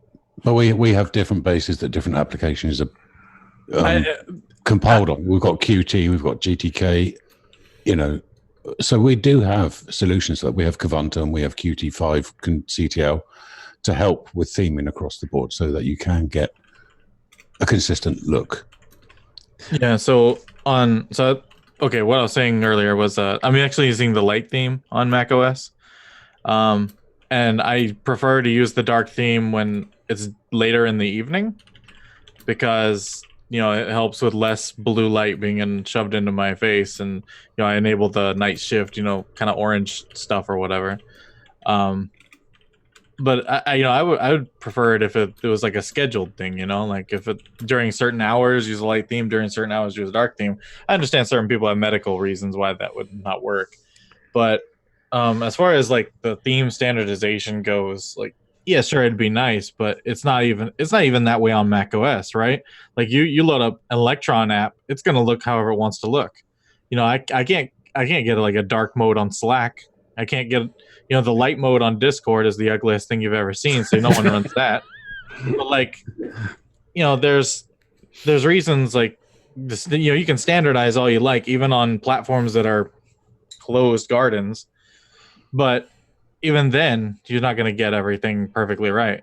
And iOS, even they have human interface guidelines. Google makes apps that don't even follow the human interface guidelines of iOS. Well, Google makes a lot of things that don't follow any sensible designs ethos whatsoever. Fair enough. So I just want to say that I am one of the, I guess, only human beings in the world that have the opposite effect with the dark theme, where it makes my eyes hurt worse. I get ghosting and like burn in, where if I look at white text and then I move my eyes, that white, like it trails. Mm-hmm. And if I look at dark text long enough, it will give me a severe headache. I get that, Eric. Same thing, actually. It depends on the theme itself. Like if the theme is too black, it will definitely hurt my eyes worse than a white theme. Contrast. Yeah. Dark but websites, if you it's have a dark website, I will not even stay there. As soon as I click in, boom, I'm out. Don't go to bigdaddylinks.com then. No, I mean, seriously, and I've actually tweaked the CSS on Big Daddy so that I can read through the articles. And really? stuff. Nice. I can't believe, with all the amazing subject matter that we could be exploring, i.e. Linux Mint, i.e. Wow. That's elementary. Three times he's tried. Yeah, well, I just want to say, is elementary OS going the same way as Linux Mint? Just a thought. Look, we're sitting here talking light and dark. Really? Jedi or Sith? Take your choice, fill your boots, job done. I personally think that every website should be a light theme, but it should be optimized for extensions that turn your website into a dark theme. Or have the switch. Yeah, or have the option in the website. But that's harder to do than making sure it works with like Dark Reader, which is a highly popular extension for dark themes. Instead of making a switch for my website, instead I put a thing on my website saying that if you want a dark theme, then use Dark Reader. Because that extension does all the work for me. That I just have to make sure that it works with Dark Reader. It does a good job, but you have to be careful with it because some sites it can really mess up. I mean, put Dark Reader on and then go and look at DistroWatch. Well, that's Or just go look at DistroWatch. what a waste of time. I mean, the most popular Linux website out there. I mean, yeah, and you put Dark Reader on, and it is just it's disgraceful. Am I the only person who throws up in their mouth when they see a DistroWatch's page? wow, dude. No, Adam, you're not. Kind of like when I see anything to do with DistroWatch rankings, I just throw up. Yeah. You can modify the. I'm sorry, I've got to correct you all. Everybody on the planet knows that the DistroWatch rankings, try saying that sober, are the only credible source of figuring out which is the most popular. Now, get a grip. You can actually, for the most part, you can fix DistroWatch by going into filter and then changing the contrast to be +50. Or For the blocking most it in part- Pi-hole. Yeah, that's a good idea. Or you could just run DDoS from Kali, and it's the same thing. It's really well. But yeah, for the most part, it fixes it. However, some of the logos do look weird. I was going to say, no, the way to fix DistroWatch is to completely ignore the distro rankings. Well, actually, Steve, I thought your channel was the only credible one for. Wow. Well, I have to say, Joe, that's what elevates you above your average, everyday, run-of-the-mill ho-hum user. I have to say. There you go. So that's nice. The rest of us are ho-hum, are we? Big Pod. No. Before we go any further, did you have any thoughts you wanted to relay on Ferran? Not really. Okay. I will check it out while between shows. Just a quick question before I go, Sure. because I have to go. What distro are we going to be trying out this week? Well, we don't normally do a distro challenge for the following week for Europe edition because it's another month away. So the Europe edition next month will follow the distro challenge for that week. Okay. So we'll check it out on the Biddle. We don't want to give it away. Yeah. Rocco, I would like to offer a suggestion. Yeah. No, The please. the elementary killer. What is that? Enso OS. Oh yeah, Right? I was We- literally about to mention that. I was going to say, That's why I we asked. tried Enzo a while ago. We did try Oh, Enso. right, okay, fair enough. Well, no, it's just that I see And I that think, EB, over- I was the only person in the Zoom chat that actually liked it. I think there was one other person, me and another person. That was it. I'm actually gonna download it because right now I'm on Windows and I'm gonna set up a dual boot and I was gonna How do Mint. dare you be on Windows? You're on Winblow. Does the Battlefield player. Hey, there's nothing wrong with running whatever you feel like you need to run, okay? So if Pizza wants to run Windows, that's perfectly fine. I was running it because I was referring to you, Rocco. I know. I installed it so that I can install iOS 13 on my iPad, and I also needed to do a schoolwork assignment using Autodesk Inventor. It's no secret that I dual boot Windows so that I can play Battlefield 5 and other games that don't run on Linux yet. So you're worse than Michael. You're worse than a filthy dual booter. Michael uses Photoshop OS. You actually use the OS. I don't use the OS. I only boot into Windows to play a game, and then I boot out of it. And that's the only reason it's there. Only So reason. basically, does it boot into big picture mode when you launch into it? No. Boot straight into Origin. You're welcome, Rocco. Can I go back a little bit for a second? Please, to the Frank dark or theme? Bill, please go back. So one of the things that Eric said, that the dark theme bothers his eyes, and there's other, like I mentioned with Wendy, the light themes bother her, and we're talking about standards and everything, but isn't this more of an accessibility issue than it is just a view? And because we talk about accessibility a lot in parts and diversity in parts of the community, and sometimes we really just say the words and we don't really mean them. Mm-hmm. And I think it's Josh on our channel and on the Destination Linux channel is working on a Arch distro for visually impaired people. And I really wonder if some of this that we come back and we talk about just choose a dark theme and go with that, or just choose a light theme. But there are people out there who have serious issues and they can't go to a website like Eric mentioned that is just dark. And we really kind of blow off a lot of this stuff, and we use these words that are supposed to mean something, and we totally just do not. We just use the words and we don't do what they mean. I think that's totally lacking in Linux right now is the accessibility options. You have, okay, so for example, people with vision problems, there are so many great add-ons for Firefox that allow you to either zoom the levels or change the colors to your liking or whatever. But to me, that should be, you should be able to do that in your OS as well. And the options that they have with the high contrast theme, or they're to me not options because they don't make it any more readable than the way it is to start out with. I think we really need to focus on these accessibility options for people. And it's not just visible though, too. It's audio. One of the things I did for a career as a contractor is I specialized in accessibility modifications for people. And some of the things we did for them in their homes was whether they were visually or hearing impaired, because then it's a difference between whether you have some sort of light notification or whether you have an audio notification. You know, so and I do have a friend who she's younger than I am, and through having some brain cancer and some other fluke things that have happened in her life, she has lost her vision. She has barely just a little hint in one eye of a glow.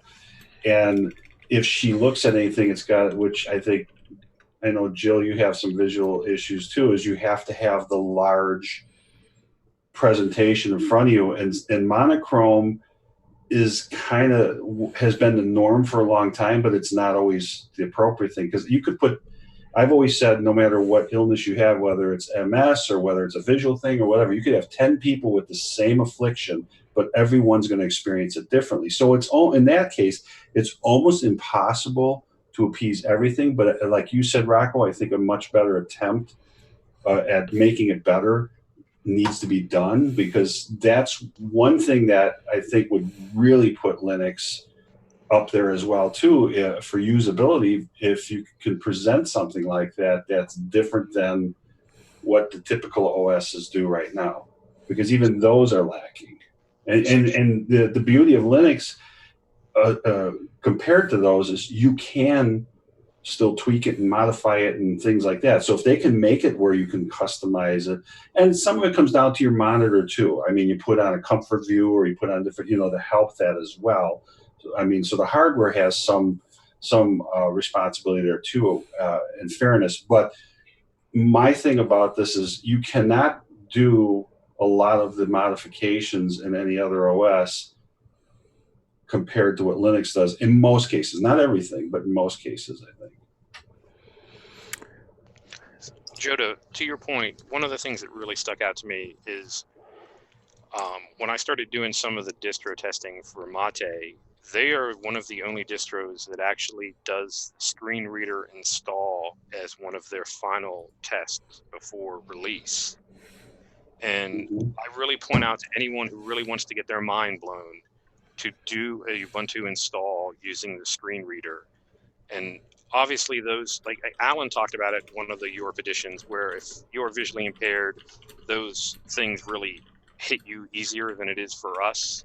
But it was so difficult to actually go through and hear that screen reader giving you inputs. It really opened my mind to some of the issues that we have. And one of the issues I think about is people that have physical handicaps that only have maybe one hand or one arm. Because we talk about, how do I open a terminal? Control-Alt-TV on this desktop, where it's just something else would be, and you think about it, if I don't have that great functionality in my dexterity, how do I do some of these keyboard commands? So I just think that we really need to have an open discussion about the truth about some of our views on diversity and accessibility, and instead of saying, just use i3 window manager, you'll be fine. Right, and you're right, Bill. And even if they just did a mapping feature in there that was just a single control, that was different than the norm for everything, I think that would make a huge difference. All right. Anybody else want to comment? It's something that we noticed on Destination Linux, because we had quite a few emails coming through where people were saying that they liked the fact that we were starting to comment on accessibility to the distros, and you'll actually be surprised how many you cannot install if you are blind, because they don't have that accessibility feature out of the box. I mean, okay, you put the live CD in and you boot up. Does it say, hi, you're at the grub screen, what would you like to do? No, it just sits there with text on the screen, waiting for you to guess where you're supposed to click the mouse. But you can't because you're blind. So, to think of something as simple as boot up the computer, would you like to hear me talk, or are you happy to click with the mouse? And how different How is you answer that, I don't know. I mean, think about Windows with their boot up and their Cortana. What can I help you with? It's the same. It's basically the same, type of platform. If they could do something similar to that, because we've talked about that even on our distros, whether they had a little video or like tutorial, something to walk you through things or whatever. Same thing in the same type of setup. Have a. I don't want to use Cortana as a perfect example, but it is the same basis. If you had something that was on that, what can I help you with, or how can I, Yep. Which I would agree, Joe, except for the one thing that when I first put Windows on the machine and it starts to talk to me in Cortana, it's coming out the microphone, and I haven't got my headset in. It doesn't default to the computer. So the answer is don't plug your mic in. But hey, I'm just a guy trying to use my computer. So you're going to come across hurdles no matter which way you try to do it. But some of the distros do it, and I can't remember whether it's Ubuntu have an option. But I still say this: none of them speak to you the minute you turn it on. Jill, I mean, you must have a bit of experience in this because of your Because if you, I mean, I know you're not totally blind, Yeah. but wouldn't you sometimes like that option to have somebody say to you, "Hi, would you like to carry on with this installation?" Answer yes or no. Definitely. And also, I'm a teacher as well. I teach computer animation and motion graphics, and I've had deaf people, and I've had students that are more blind than I am. And I've walked through, years ago, I would walk through the installs of Windows with JAWS. JAWS was one of the big programs, and it was well integrated, so you knew exactly what you needed to do, and it would even boot into welcome. Do you want to do a Windows install today? So, and with Linux, we're lacking that, definitely. But Jill, that's for a very good reason. Because let's pick the biggest distro on the earth, Ubuntu. Ubuntu, all right? yeah. Everybody's agreed on Ubuntu. So can you imagine it boots up? Hi, Bionic Beaver here. How can I help you today? Yeah. I mean, the last thing you want is Ubuntu naming a helper assistant, isn't it? You know what I mean? Yeah. Well, you can have the option of turning that on or off, and there should be those options. Absolutely should be those options. And I think we need to, the more we highlight it, the more possible it becomes a reality. So if we don't say anything, nothing will ever change. But and you've got to start somewhere and work the bugs out as you get along. Zeb, you had said Destination Linux been highlighting it, and you guys have been, but I think everybody needs to highlight it for it to become a reality. Yeah, because one of the things that I forgot to mention was that Ryan finds it almost impossible when going through distros manuals. Yes, he reads the manuals. And no, he all their doesn't. That's a help lie. screens. He really has to dig deep to find anything about accessibility other than some yes, we have an accessibility screen. Yeah, great. What does it do? I vote for Popey being the voice of the whatever assistant we get. Yeah. But then don't you get into the age-old Microsoft issue of telemetry and sending data and all that, privacy and all that stuff? That's true, but you'd never know what beans are if Popey was doing the work. That's a good question, EB. That's a good question. I don't know how that could be integrated and yet not have the telemetry, because they would probably need some to get feedback from it. I don't know. I don't know the answer to that question.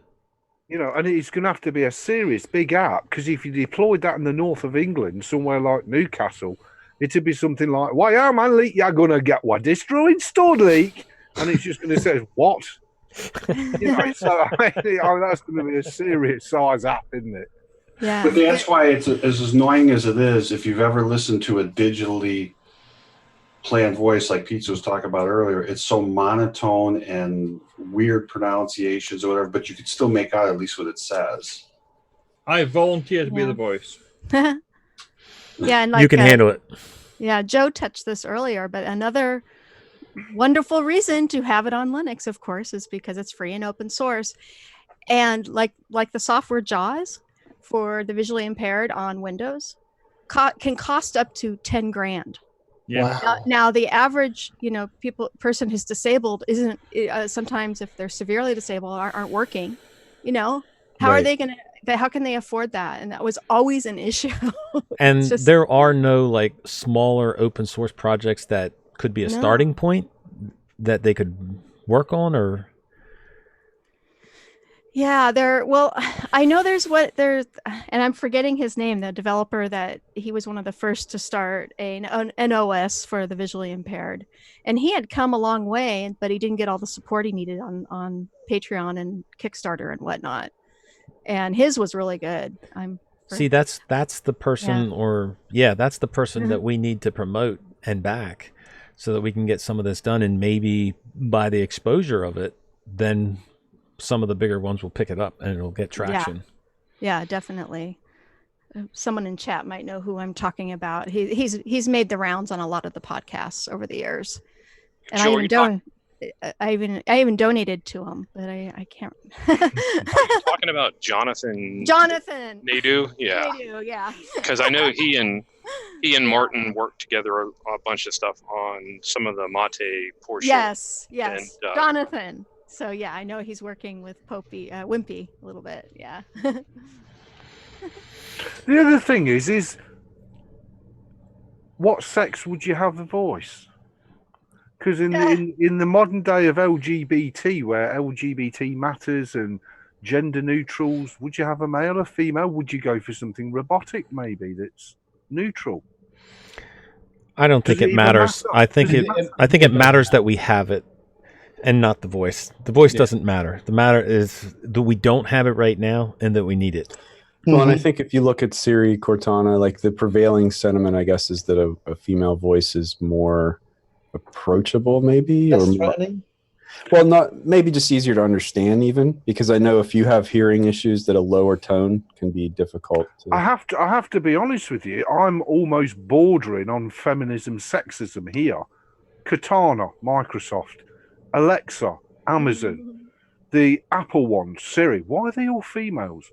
Colin Firth got one of the most awesome voiceover voices on the planet. Clearly understandable by most people.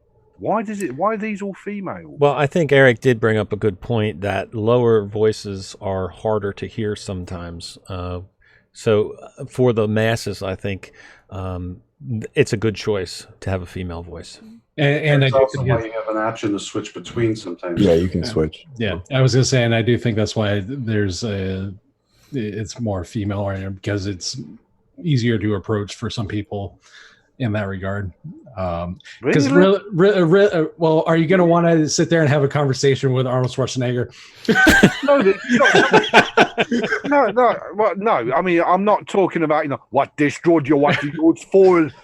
I'm not talking about. But what I'm saying is, you listen to somebody like Colin Firth, and it's a beautiful monotonal male voice. Why should one of them? For English people, yes, but not necessarily for other people. Well, because again, we're getting almost into the realms here of preference. Yeah, would you like a male voice or a female voice? Would you like a dark theme or a light? It doesn't matter. At the end of the day, I agree with Rocco, though. We do need better accessibility stuff for the and that's the major point. Sorry. We I need disagree We totally, need it. Period. Regardless of the voice, we need it.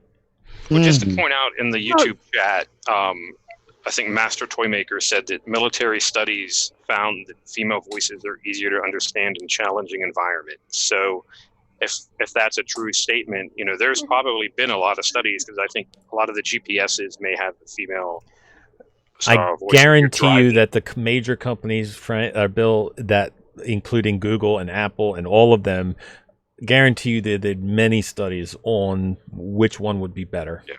Mm-hmm. Well, I disagree. I think either Nabist or Silent should do it, because I think men's rights are being eroded away by feminism. Well, I would not be opposed to Silent doing it. I really would not. No, I would actually vote for Silent doing some voiceover stuff. There you go, Silent. That's your career for the next 10 years. Buddy. I was going to say, Silent, can you just start reading the release notes for everything? I mean, I would be happy if Tony did it. I mean, how cool is that? He's one of the luckiest guys on him and Nabis. I have to throw Tony in the mix now too. Though. That's why I said I'd be happy if Tony did it. Yeah. Yep. And everyone, Master Toymaker is my husband. Oh yeah. Oh, okay. Yeah. How you doing, Master Toymaker? He should come on, for crying out loud. Steve Husband. That's what he's known at LGC. Steve Husband. He's more than welcome to come on if he'd like to, but we're running out of time. So yeah, we are. And just before I have to depart, Rocco, Joe, everybody else on here and in the Linux world, please, even if you've got no interest in it, get your backsides, download Guild Wars 2, which is free to play, install it on your Linux, and you can join me, Zeb, Silent, and the whole planet all playing together and having such banter, it's guaranteed to make you need moist wipes. So please come and join us. It's awesome. Although it's not something you would want to live stream. Probably not. Just saying. Well, the PG version is okay. Yeah, PG would be fine.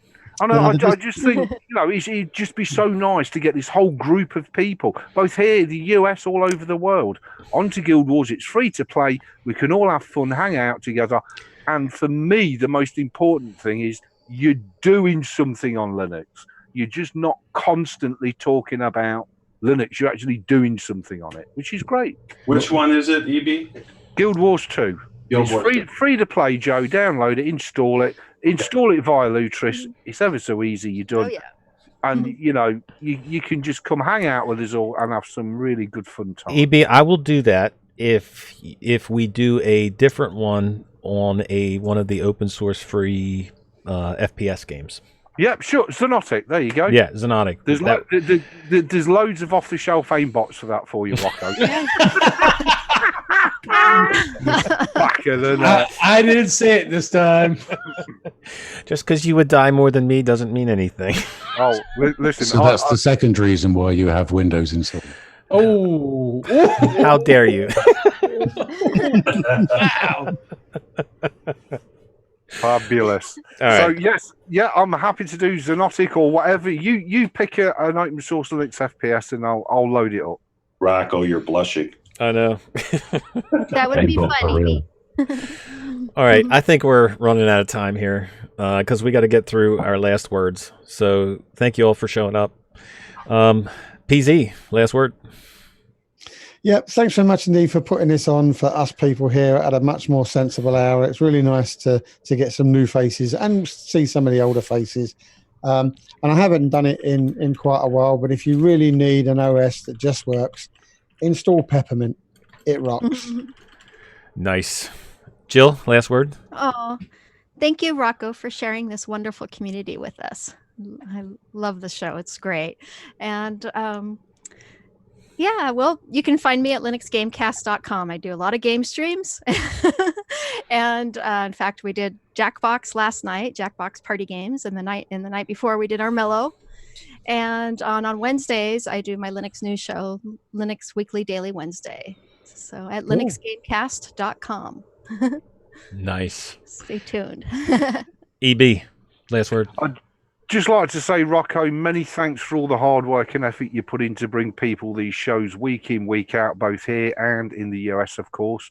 And just as a closing point, I'd just like to say, if anybody does want a fresh distro, try Peppermint. Because like Linux Mint, it's going to be around a while. Oh, that was 4 times, Zeb. 4 times. Poor Clem. Aris, last word. Thank you for the stream, and to Ferran Os, very bright future. See how it goes. Thank you. Peter, last word. Okay, Ferran OS Next is installed. About to install the NVIDIA and Broadcom drivers. That's all goes well so far. Dark One, I love you. I absolutely love it. So, well done. And we talked about Apple earlier. I want to know a question. I had a question for you all. How much will Apple charge for a dark-themed monitor stand? $6,000 like they do for a $2,000. grader. $1,000. You're just Apple haters. That's what you are. Adam, last word. Thanks for the show. Nice. That is all. That is all, sir. Tony, last word. I'm going to try and install Ferran Os Next before the next show. And so I may or may not join you on it depending on how it goes. Thanks for the EU version, Rocco. It's great because it's a much better time for me, but it doesn't really matter because I'll be up early as of the morning for the next one as well anyway. It's always nice having you, Tony. Thank you. All right, Bill, last word, brother. Rocco, Zeb, thank you for doing this. For the Ferran OS developer, thank you. You guys have done a great job. Really outstanding. And for those people that chose to go to a pub and Foss talk, I can't believe you gave that up to not come here. I mean, I think you need to look at your priorities. But seriously, I'm sorry. I would have been there if I hadn't had to work possibly tomorrow morning. So you could have had a pop at me. I was looking forward to meeting everybody, but just couldn't get drunk and then turn up for work. No, we're pointing to Wimpy and Popey for not showing up. Yeah. And Zeb, make sure to go next year. Oh, most definitely. Yeah. Hey, Rocco, real quick before I leave, Yep. before this is over, for people that are listening now, what's going to happen next week when you guys are in North Carolina? Well, Everybody It's a knows secret. that Southeast Linux Fest is next week, that we are going to. Zeb and I will be there. I don't know exactly what's going to happen yet, Bill. My hope and my plan is to have one of these other guys stream Biddle and have me and Zeb join in from down there. So the plan is to have Biddle next weekend. That's the plan, if all goes well. Awesome. I'll shut up now. No, it's all good. No, it was a great question. Yeah, good. Joe, last word. Tony, you shouldn't have any problems. Dark theme, Ferran Os. It's beautiful so far, and yes, it's not perfect yet, but it's got a lot going on. But thank you very much for indulging me today and having this wonderful stream. It actually is very refreshing to come on a little earlier in the day sometimes when things get in the way otherwise. And I am very, very disappointed to not be able to see you guys next week. I was seriously planning on going, but you did actually pick up my mood today a little bit, because I have the unforeseen is I've had some health issue get in the way again. Okay. So I cannot take a chance on traveling right now, and I am so hugely disappointed to not get to see you guys in person. But aside from that, the community as a whole, and to Linux Mint and Peppermint, I'm running them both. I actually love Mint and Peppermint on my other machine. The one thing that, I wish people kind of think of when they have an issue on their computer, to not always blame the distro right away, because one of the things I found out, I was having freezing issues on the other one. I thought maybe it was Mint because there's a history with that. We come to find out there was like several BIOS updates that came out way after what that was, and I did a BIOS update and I haven't had a problem since. So you have to look at all things, not just the distro. So Linux is not always broken as many people portray. Sometimes it could be your hardware. So, but thank you again, and hopefully we'll see you tonight. Silent, last word. As always, thank you very much for putting this together. Great community. And hopefully I'll be awake for the next one. Eric, last word. What can I say? This is always too much fun. I was late, and it dawned on me. I don't know why I thought it was at 4:00, and I was sitting here and I thought, wait a minute. Something popped up on my phone. I went, oh no. And, I'm glad I was able to jump in. And I'm just going to throw out there that I bought myself a little present, and it just coincidentally showed up. Oh my gosh! Even when he's not here, he's here. Yeah. Oh. So that was for Michael. Little shout out. So anyway, thanks. Have a great week, everyone. All right, Dark One. Thank you for doing these, Rocco. Always appreciate it, even when they are early, late. You've helped build a great community around them. I love these virtual lugs, essentially. Ferran, I will be trying actually on the hardware over here in shortly. So, and Dark Themes for the win. Yeah. All right, Big Pod, last word. Thank you, Rocco, for having this. And yes, Ferran Os in a couple of hours to learn it, to understand it. At least a bit. Good. All right. Thank you all for showing up for the Europe edition. We will be having the regular Biddle edition at 8 p.m. So you can all show up for that if you can make it. Thank you, Ferran, for all of the hard work. And otherwise, well, again, to reiterate, next week we are still planning on having Biddle. Just haven't ironed out the details. So unless you hear anything different, just plan on tuning in. Other than that, long live Linux. Yay. Bye. Love you. Love Bye. everyone.